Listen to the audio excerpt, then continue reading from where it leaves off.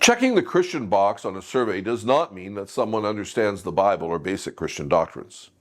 In fact, there's good evidence that many who occupy church pews do not understand these things.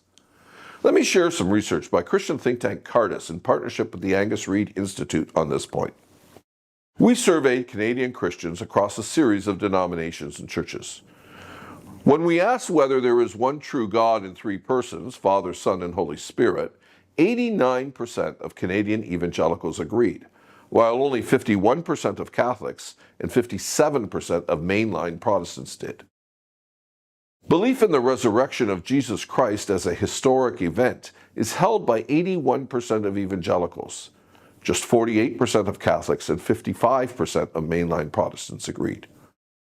Alarmingly, belief that Jesus Christ was not God ranges from 26% of evangelicals, 54% of Catholics, 58% of mainline Protestants. When asked whether all religions are equally true, 20% of evangelicals agreed, compared to 54% of Catholics and 57% of mainline Protestants. 65% of evangelicals disagreed that Christian moral teaching should evolve with changes in society's attitudes.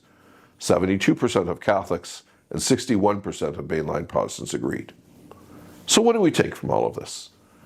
While individual evangelicals largely mirror their denominational doctrines, there is some level of incoherence. Catholics often diverge, presenting both a challenge and an opportunity for the Church to reconcile its members with its teaching.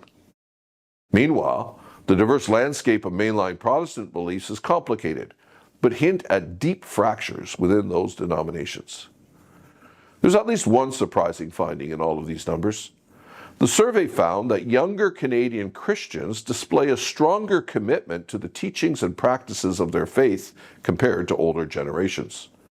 Overall, attendance at a place of worship over the past 7 days equals about 12% of Canadians, 6% Catholic, 5% Protestant, and between 1 and 2% with all other religions combined. However, for those under the age of 30, the attendance figure is 18%.